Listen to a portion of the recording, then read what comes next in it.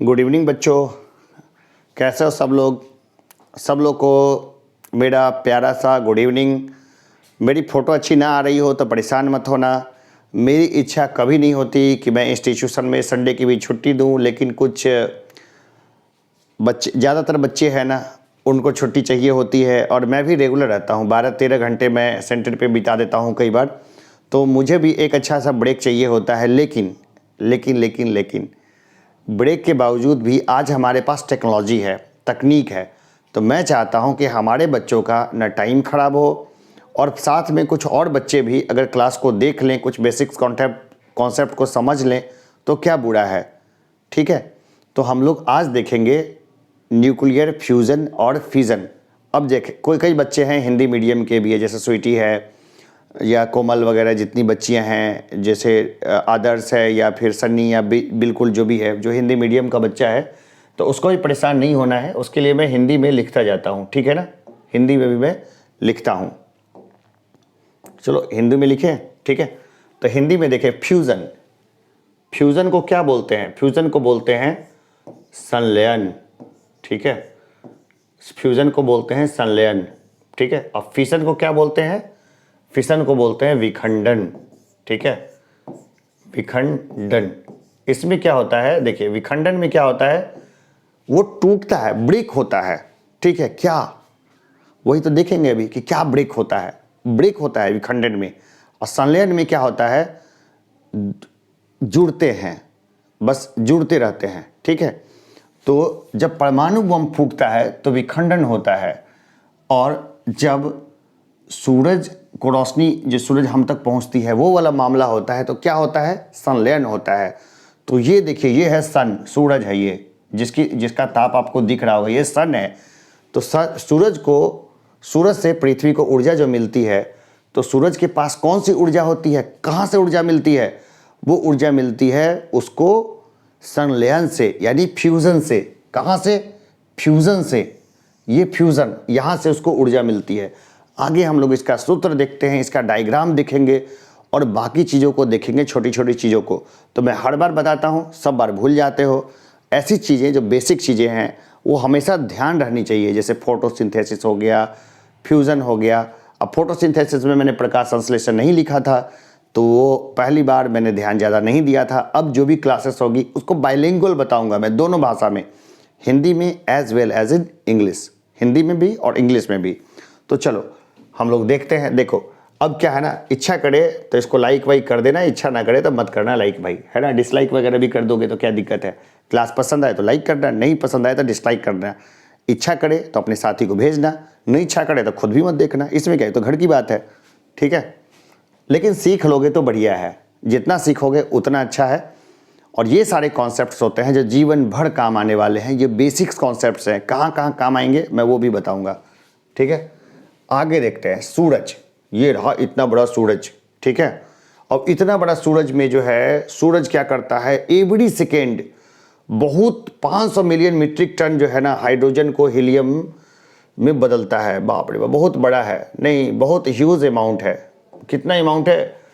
बहुत बड़ी मात्रा में, ठीक है। क्या करता है, वो बदलता रहता है। क्या? सूरज। कितनी मात्रा में? बहुत बड़ी मात्रा में, ठीक है। तो उससे बदलने से क्या होता है, पृथ्वी को ऊर्जा मिलती है, ठीक है। क्या मिलती है? पृथ्वी को ऊर्जा मिलती है। खैर इसकी गहराई पे मत जाना, आंकड़ों पे मत जाना, आंकड़े याद नहीं रहेंगे। आंकड़े जो है याद नहीं रहेंगे, लेकिन कॉन्सेप्ट हमेशा याद रहेगा, और वो कॉन्सेप्ट पे ही ज़्यादातर सवाल आएंगे। तो जो आईआईटी वगैरह की तैयारी करना चाहते हैं, फाउंडेशन बैच वगैरह करना चाहते हैं, उनके लिए मैं कहूँगा कि बिल्कुल सही जगह है मिथिला एकेडमी, ठीक है। जिसमें आईआईटी फाउंडेशन हो गया, फाउंडेशन कोर्स हो गया, या फिर आवासीय स्कूल वगैरह की जो तैयारी करना चाहते हैं, नवोदय, नेत्रहाट वगैरह, सैनिक स्कूल वगैरह, तो उसके लिए भी मैं पूरे कॉन्सेप्ट देता हूँ अच्छे तरीके से। लेकिन मेहनत बच्चों तुम्हें ही करना पड़ेगा, क्योंकि बाकी जितने कोचिंग इंस्टीट्यूट्स हैं जो आवासीय बच्चों के लिए आवास में रह के तैयारी कराते हैं, बच्चों को पीट पीट के सिखाते हैं, बहुत धोते हैं बच्चों को एकदम अच्छे तरीके से। वैसे मैं धोना नहीं चाहता किसी को। मैं चाहता हूँ कि भाई जो गार्जियन है वो मेरे से बात करें, मैं गार्जियन से, और उस लेवल पे एक मैकेनिज्म को डेवलप करें। चलो पहले क्लास पे करते हैं, क्लास में ही रहते हैं टिके हुए, ठीक है। अब ये रहा हमारा जो है, ये रहा हमारा न्यूक्लियर फ्यूज़न, ठीक है। तो हम लोग देखते हैं कि इसमें क्या होता है, न्यूक्लियर फ्यूज़न में होता क्या है, ठीक है। न्यूक्लियर फ्यूज़न में ये होता है, ठीक है, न्यूक्लियर फ्यूज़न में ये चीज़ होती है कि जो है ना यहाँ पे न्यूक्लियाई वो जुड़ता है, ठीक है। क्या होता है न्यूक्लियर फ्यूज़न में, जो यहाँ पे देखें, ठीक है, मल्टीपल न्यूक्लाई जो है वो ज्वाइन करती है एक साथ और क्या बनाती है, हेवियर न्यूक्लियस बनाती है, ठीक है। इसके बाद ये क्या होता है, ये क्या होता है, it is accompanied by the release और absorption of energy depending on the masses of the nuclei involved. कुछ नहीं है, सिंपल है। इसका एक फार्मूला देखेंगे, फार्मूले से हम लोग और डिटेल से क्लियर करेंगे। भाई न्यूक्लियाई आपस में मिल के फ्यूज होती है और एक साथ बनाती है और उस प्रक्रिया में ज़्यादा ऊर्जा निकलती है। जब टूटती है चीज़ें तो भी ऊर्जा निकलती है लेकिन कम, और जब एक साथ जुड़ती है तो ज़्यादा ऊर्जा निकलती है। तो फ्यूज़न में क्या होता है, जुड़ाव होता है। क्या होता है फ्यूज़न में, चीज़ें जुड़ती चली जाती है, ठीक है। तो ये देखो फ्यूज़न में क्या होता है, देखो फ्यूज़न है, फ्यूज़न में क्या हो गया, न्यूट्रॉन, हीलियम, ड्यूटेरियम, ट्राइटियम, ये सब क्या है, ये ड्यूटेरियम और ट्राइटियम क्या है, हाइड्रोजन। हीलियम और न्यूट्रॉन आपस में क्या होता है, फ्यूज़ करता है आपस में। और ये जो फ्यूज़ करता है ना आपस में, एक दूसरे के साथ जब इंगेज होता है, जब सटता है, बड़ी मात्रा में ऊर्जा निकलती है। इतनी मात्रा में ऊर्जा निकलती है कि लोग पहले ये सोचते थे कि न्यूक्लियर फ्यूज़न को पृथ्वी पे करना संभव ही नहीं है, क्योंकि बहुत ज़्यादा टेम्परेचर होने के बाद ही न्यूक्लियर फ्यूज़न संभव है। लेकिन हम लोग देखते हैं कि प्रायः एक शब्द सुनने को मिलता है जिसका नाम है कृत्रिम सूर्य, यानी आर्टिफिशियल सन। तो आर्टिफिशियल सन क्या है, तो वो एक तरह का फ्यूज़न है जो किसने कर दिखाया, चाइना ने कर दिखाया। और किसने कर दिखाया, कोरिया ने कर दिखाया। भारत ने अभी तक नहीं किया है, क्योंकि हम लोग तो घंटी उंटी डुलाने में व्यस्त रहते हैं। रोज़ सुबह सुबह खूब पूजा पाठ करो, सब कुछ करो, इससे थोड़ी समृद्धि आएगी यार। उसके लिए साइंस की शरण में जाना पड़ेगा। साइंस, जो भी देश साइंस एंड टेक्नोलॉजी में ज़्यादा समय देते हैं, ज़्यादा इन्वेस्ट कर रहे हैं, वहाँ पर ज़्यादा विकास है।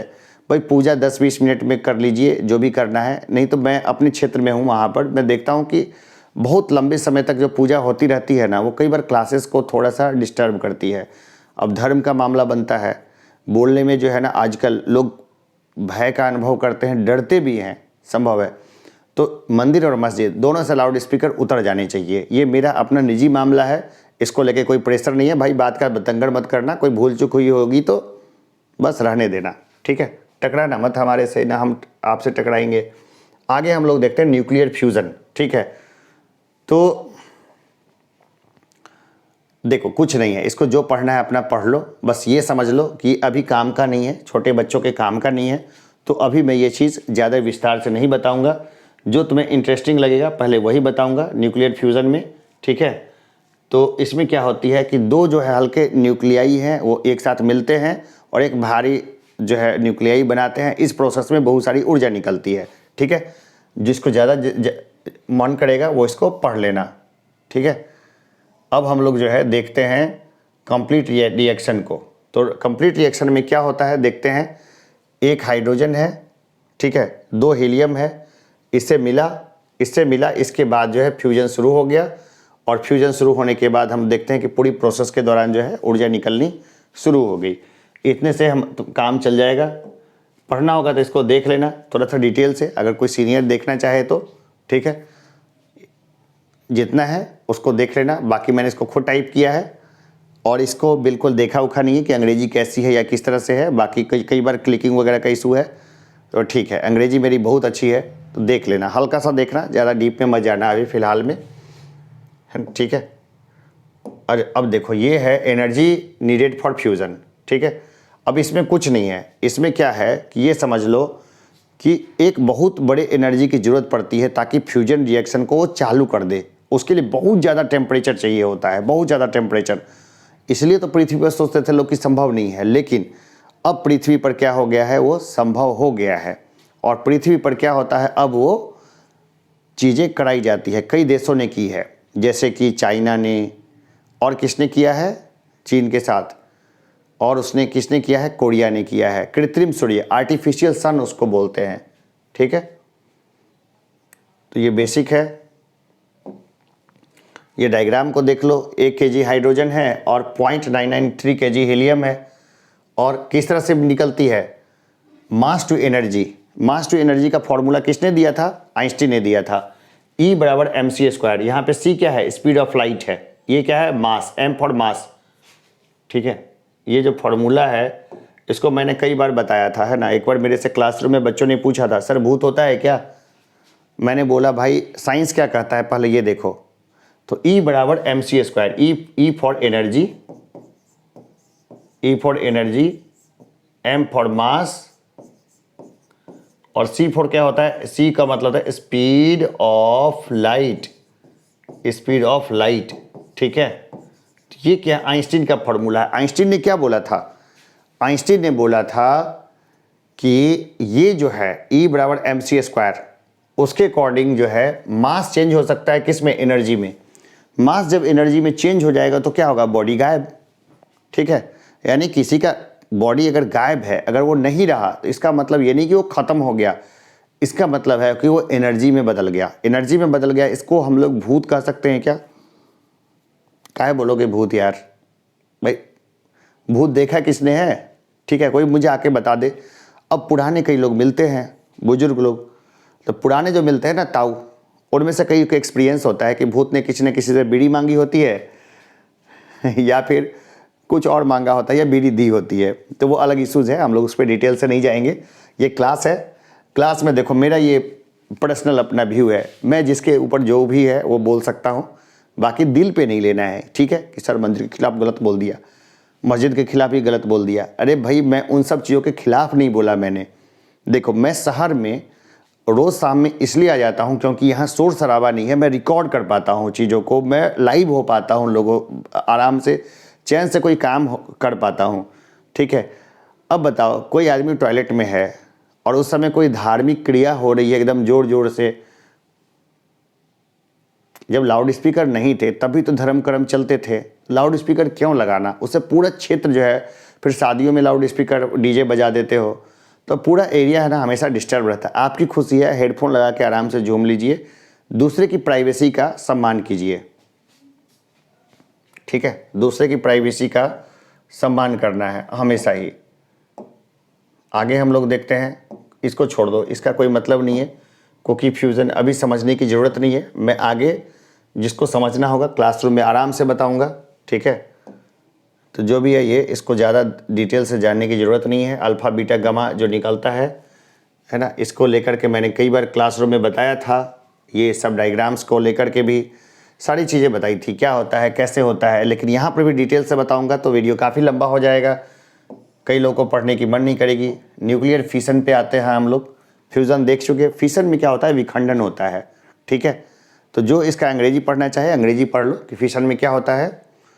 इसमें क्या होता है, एटॉमिक न्यूक्लियस होता है, वो क्या होता है, radioactive elements splits by bombardment from an external source with simultaneously release of large amounts of energy use for electric power generation. अपने यहाँ जो है ना इलेक्ट्रिक पावर जनरेशन के लिए इसका इस्तेमाल होता है, किसका, फिशन का। ये संभव है, न्यूक्लियर रिएक्टर में बहुत आसान से भारत और कई देश बना रहे हैं। तो देखिए इंदिरा गांधी जो है ना, उसने अमेरिका के सहयोग से फिशन रिएक्टर अपने यहाँ शुरू किया था, लेकिन 1974 में पोखरण में उसने अपना परमाणु विस्फोट कर लिया तो अमेरिका चिढ़ गया। फिर सारी कहानी जो है यू टर्न ले लेती है, ठीक है। हम लोग उस डिटेल में नहीं जाएंगे, इतिहास में नहीं जाएंगे। अब ये देखिए न्यूक्लियर फिशन ठीक उल्टा होता है। जो बाहरी सोर्स से हम लोग क्या करते हैं, बॉम्बार्डमेंट कराते हैं न्यूट्रॉन के ऊपर में, और न्यूट्रॉन जो बनता है ना वो फिर दो फर्दर डिवाइड होता चला जाता है। इतना डिवीजन होता है उसका कि बड़ी मात्रा में डिवीजन बहुत जल्दी हो जाता है और बड़ी मात्रा में ऊर्जा निकलती है बहुत जल्दी, बहुत तेज़ी के साथ, ठीक है। तो ये क्या होता है, इस रिएक्शन में होता है, ठीक है। अब देखिए, ये देखो, तो ये रहा हमारा बेसिक्स है। एक न्यूट्रॉन एन जो है ना, उसने इसको हिट किया, हिट करने के साथ ये 2 में बटा, 2 के साथ 3 न्यूट्रॉन भी निकले, इसने फिर फर्दर डिवाइड किया। ये चेन रिएक्शन चलती रह जाती है। तो ये चेन रिएक्शन जो चलती रह जाती है ना, ये बड़े विस्फोट का कारण बनती है। और हम लोग देख सकते हैं ऐसा विस्फोट हुआ कहाँ, हिरोशिमा में, और फिर कहाँ हुआ, नागासाकी में। तो ये लंबी जो है स्टोरी है, हम लोग लंबी इस स्टोरी में नहीं पढ़ेंगे, हम लोग शॉर्ट देखेंगे, ठीक है। अब यूएस में जो है ना इलेक्ट्रिकल पावर सोर्स 19.9% होता है किससे, इससे। फ्रांस में सबसे ज़्यादा होता है। तो ये एक बेसिक चीज़ है। तो न्यूक्लियर फ्यूल जो है इसका कॉस्ट इंक्लूड यूरेनियम इनरिचमेंट पे वेस्ट डिस्पोजल, बहुत सारी समस्या है। देखिए अगर सबसे बड़ी समस्या क्या है कि रेडियो एक्टिव मटेरियल जो बच जाता है ना उसको डिस्पोज करना काफ़ी मुश्किल होता है इन सब प्रोसेस में। और फ्यूज़न रिएक्शन अगर होता है तो उसको डिस्पोज करना उसको बहुत आसान होता है, क्योंकि कुछ रेडियो एक्टिव मटेरियल्स निकलता नहीं है। तो ये सब चीज़ें होती है। तो ये एक तरह से रिकैप है, ठीक है। ये एक तरह से मैंने रिकैप कराया, ठीक है। ये हम लोग देखते हैं, ये फिशन है, ये फ्यूज़न है, ठीक है। दोनों को देख लेना है। इसमें हम लोग देखते हैं कि एक न्यूट्रॉन है, ये हिट कर रहा है टारगेट न्यूक्लियस को, जिसके जरिए न्यूट्रॉन निकला, फिर फिशन प्रोडक्ट निकला, और फिर फर्दर आगे डिवीजन शुरू हो गया। और ये देखते हैं न्यूक्लियर फ्यूज़न। न्यूक्लियर फ्यूज़न में हम लोग क्या देखते हैं कि हीलियम, ट्राइटियम, ड्यूटेरियम ये सब आपस में जुड़े और बड़ी मात्रा में ऊर्जा मुक्त हुई। तो ज़्यादा ऊर्जा कहाँ निकलेगी, फ्यूज़न में। कम ऊर्जा कहाँ निकलेगी, फिशन में। लेकिन ये ऊर्जा कम है ना, वो इतनी ज़्यादा ऊर्जा है कि मत पूछिए, ठीक है। तो न्यूक्लियर यही भविष्य की ऊर्जा भी है, इसको लेकर के हम बहुत लंबी बात कर सकते हैं, ठीक है। और ये रहा एक हमारा फिशन और फ्यूज़न में दोनों एक साथ की जा सकती है। पहले फिशन हो जाएगा, फिशन से जब टेम्परेचर पर्याप्त जब हासिल कर लिया जाएगा तो उसके जरिए फिर फ्यूज़न किया जा सकता है। तो ये रहा हमारा बेसिक्स। अगर किसी को कम समझ में आया होगा या ऐसा लगा होगा कि सर ने थोड़ा फास्ट बोल दिया तो मेरे से ज़रूर पूछना, ठीक है। वैसे जिसको मैं पढ़ा चुका हूँ वो अगर इसको देखेगा तो उसका कॉन्सेप्ट क्लियर होगा। फिर भी लगे कि जैसे कि कई बार होता है ना, बच्चे साफ ही नहीं कुछ पढ़े हुए होते हैं, तो मुझे ज़रूर बताना, फिर मैं धीरे बताऊंगा, फिर एकदम तोड़ तोड़ के बताऊंगा कि क्या होता है, कैसे होता है और किस तरह से होता है। एकदम ब्रेक बाय ब्रेक करके बताऊंगा हर चीज़ को। तो चलो फिर मिलते हैं हम लोग थोड़े समय के बाद। तब तक के लिए एकदम बाय बाय, गुड बाय।